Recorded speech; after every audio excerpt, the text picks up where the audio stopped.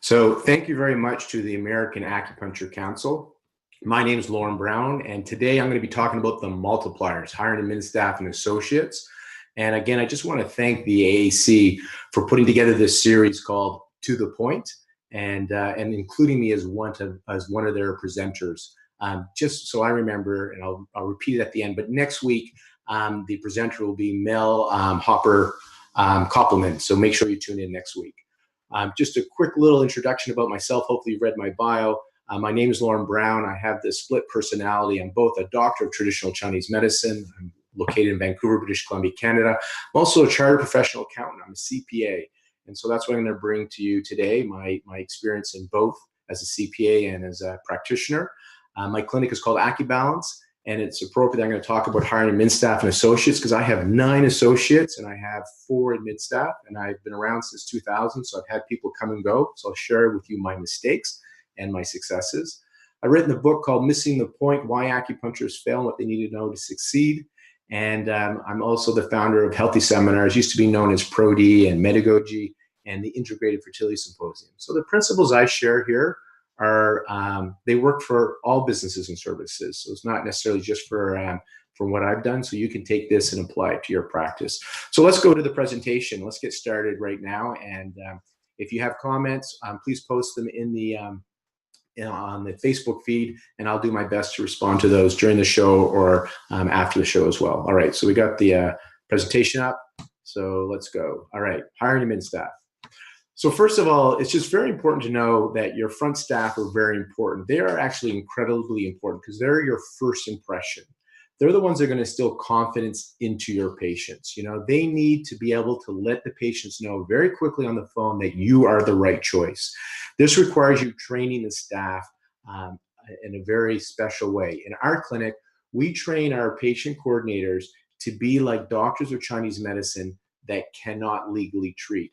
They actually do the courses on Pro-D seminars. They actually read the material. They need to understand it. They don't just answer phone and bill.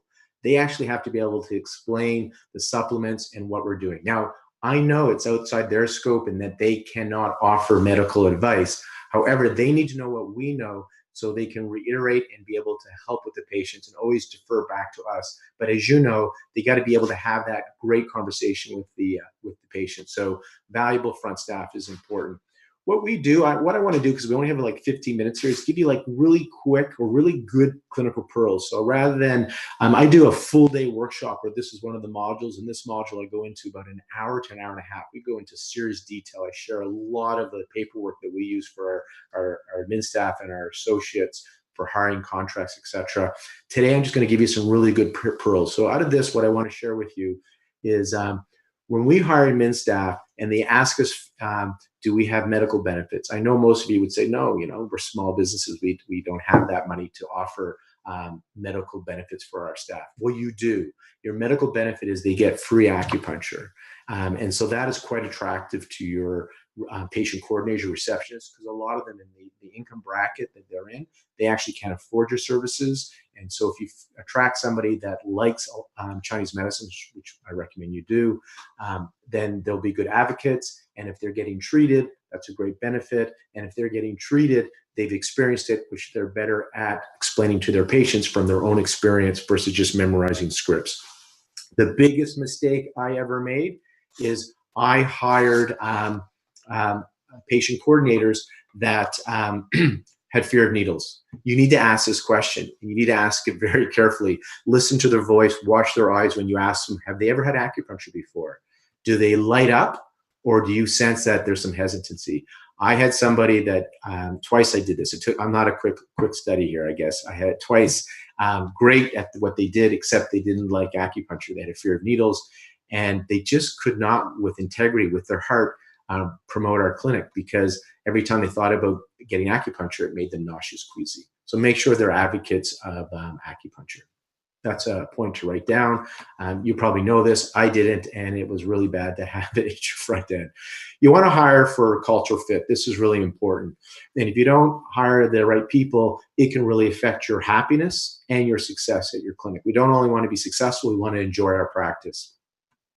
So don't just hire nice people. You want to hire nice people who make sure they have the skill set. So they got to fit your clinic, your culture of your clinic. So share values, share mission. And they need to have the skills.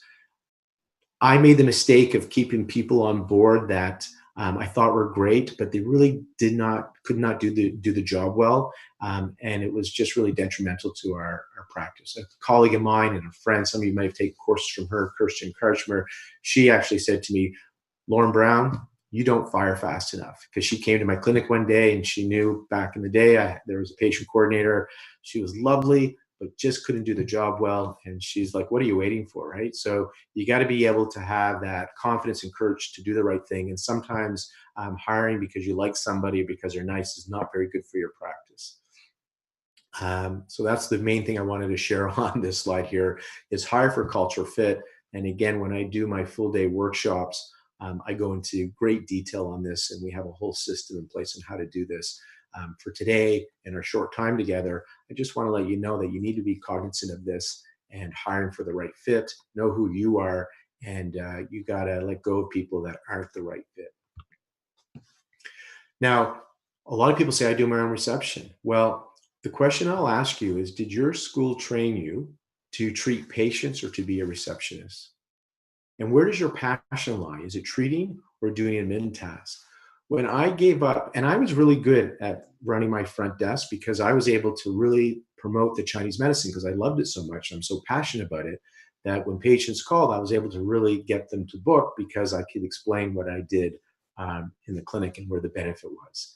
This is why I said, train your patient coordinators so they are like doctors of Chinese medicine, but it's not in their scope to actually treat, so they can be just like you on the phone. Now, the reason I don't recommend you doing the phone is it's hard to really grow.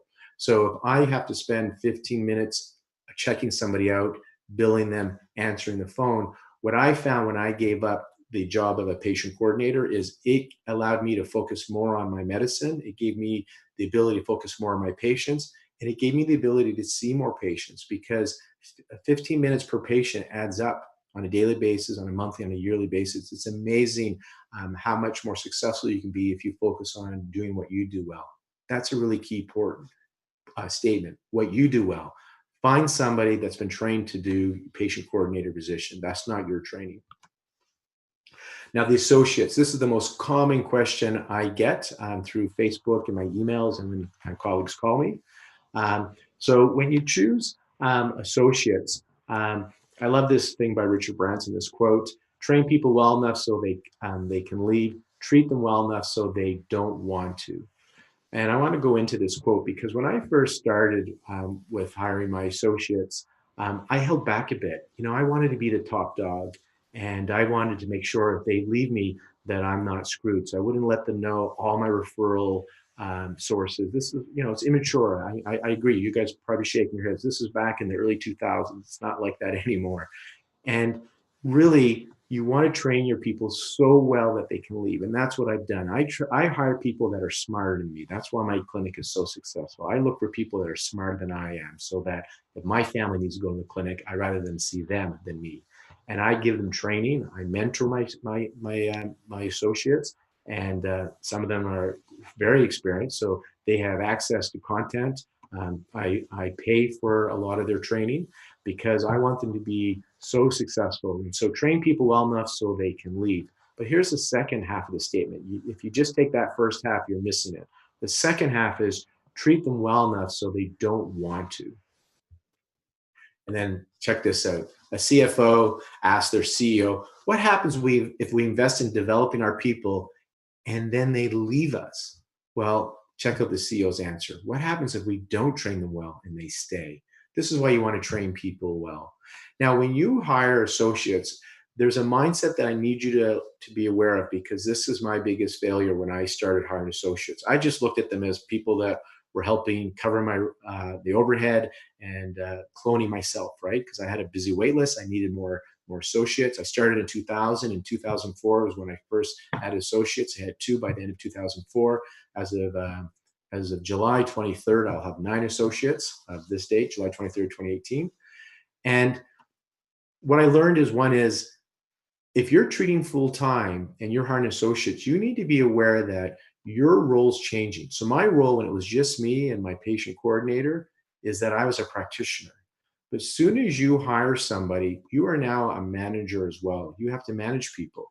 And I was lousy at that. I'm actually still not very good at that. I'm a visionary and a treater. My management skills, I don't think are great. Hence, I've hired an office manager to help me manage that aspect of the clinic. I like to mentor, but I don't like to have to manage people. When I do that, I get into micromanaging. It's not very good. So you got to know your roles. So I just wanted to manage expectations. As I grew, I started losing joy in my practice because people come with personalities and their needs change. And I thought everybody was just a self-starter, self-motivated like I was. I didn't realize they needed time to meet and talk and be heard.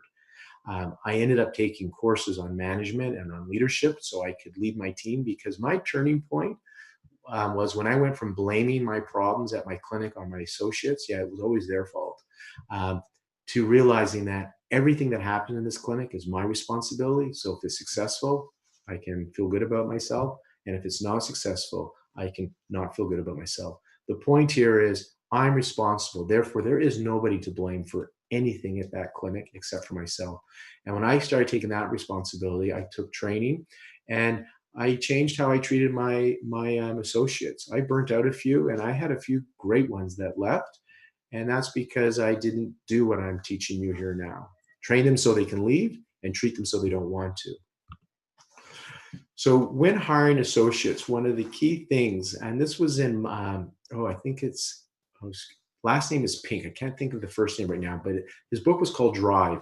And he had 3 things. I've added the 4th, but they looked at professionals and what is it that professionals need in order to be happy in their job. And they actually found that you could pay somebody 10% below fair market value and they would still be very happy in their job. Now, to read between the lines, it wasn't about this is how you get to pay people less. It wasn't that. You still want to pay near fair market value. The point they were making is that it's not the pay that's going to keep people in your practice, your associates. Why?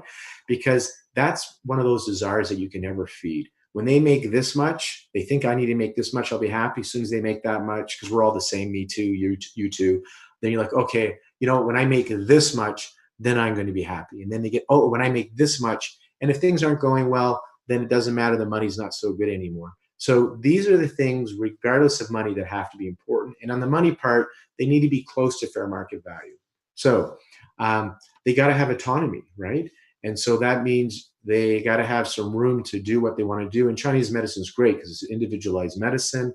And so you can't have incredible controls on them. If they have too much restriction, they're not going to be happy. Now, autonomy doesn't mean that it's a free-for-all either, but autonomy means that they get a chance to spread their wings and get a chance to be themselves in their practice as well. And remember the cultural fit, you've already vetted them to make sure they fit your culture, your values, your mission.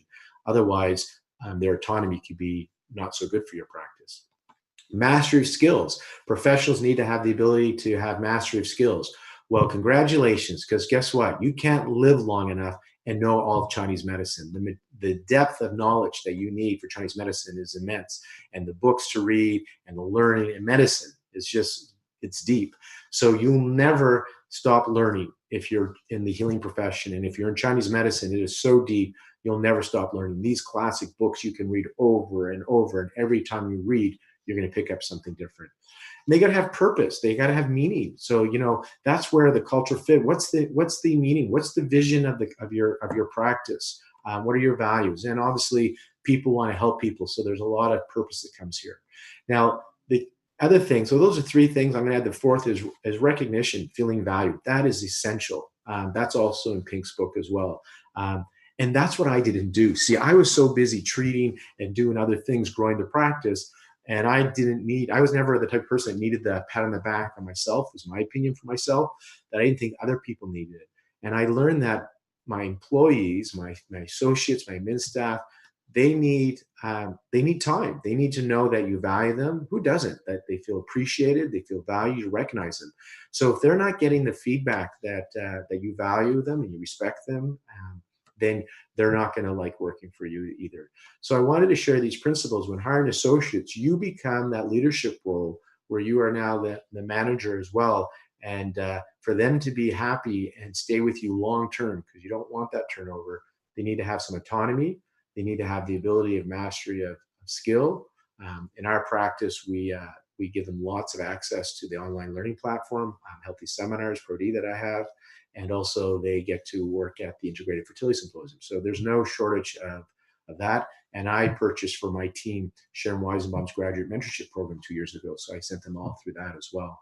There's got to be purpose, meaning in life, right? So it becomes, that's really key. And then they have to feel valued and recognized. And that takes time to meet with them and let them know. And it doesn't have to be a major, like, here's a big gift.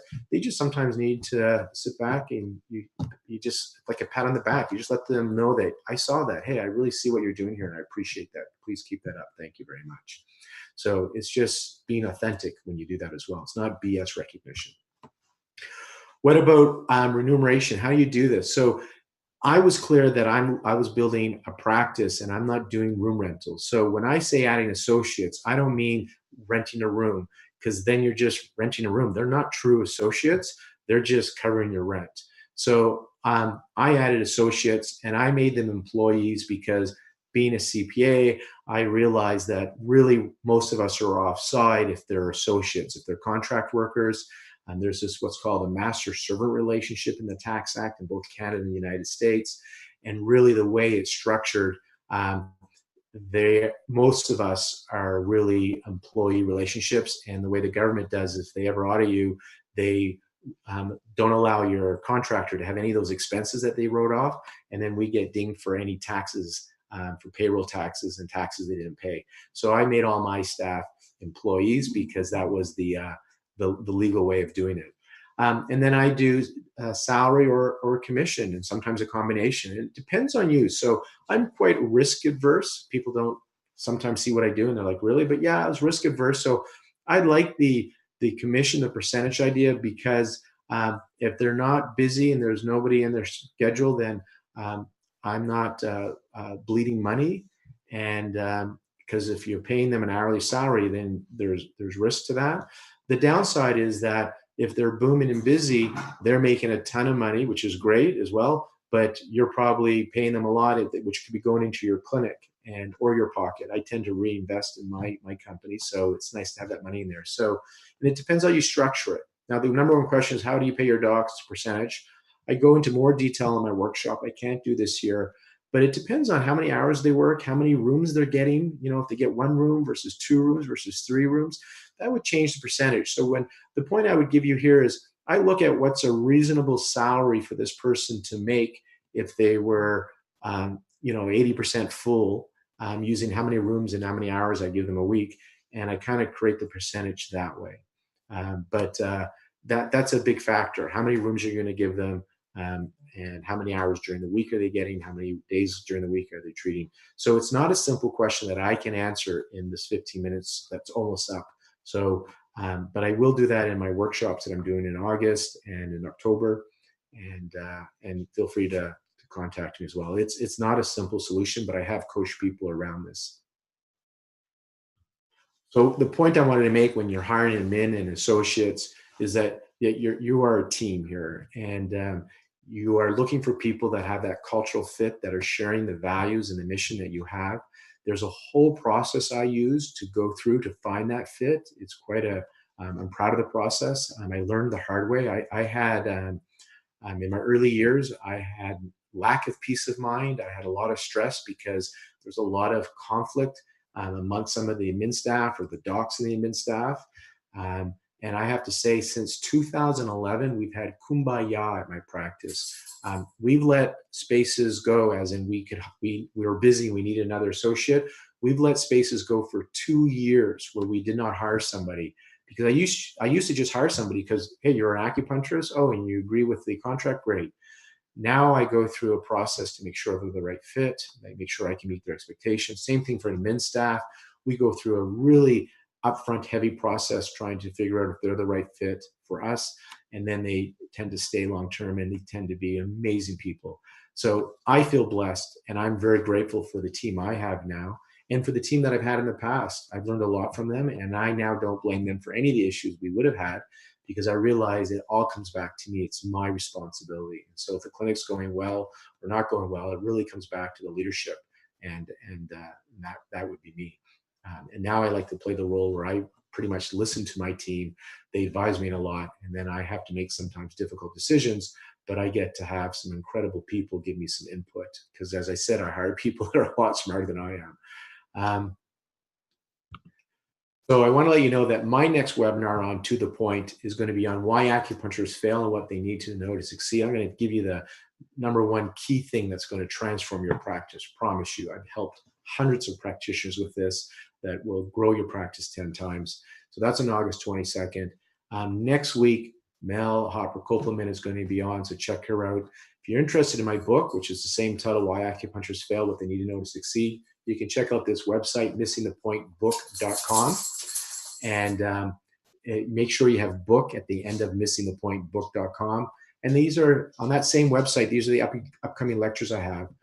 August 1st, I'm going to do a full day workshop in Montreal. August 11th, I'm in Toronto for a full day where we're gonna go deep, and we're really gonna go over some of the paperwork I use. So the stuff I couldn't share today, we'll go into detail there. August 22nd, I'm back on here at To The Point, and then August 20 and 21st, I'm in Virginia. And then just to let you know, these are some of the things that I'm involved in. Healthy Seminars, the website's healthyseminars.com. There's online learning there. There's lots of practice management courses. Mel, who's on next week, has a great talk on should doctors refer to acupuncturists, so check that out. Pony Chung, who's a speaker on here, he's got a bunch of talks also on there for treating neuromeridian acupuncture, so lots of lectures there. There's my book website, and then Integrated Fertility Symposium. It's April 2019, and you can sign up to be on the wait list to be notified when registration opens in October. It sells it every year, 3 months in advance. Anyways, again, I want to thank the American Acupuncture Council for this invitation, and I look forward to chatting with you guys more. And do remember to post your questions in the comments, and I will follow up with you guys.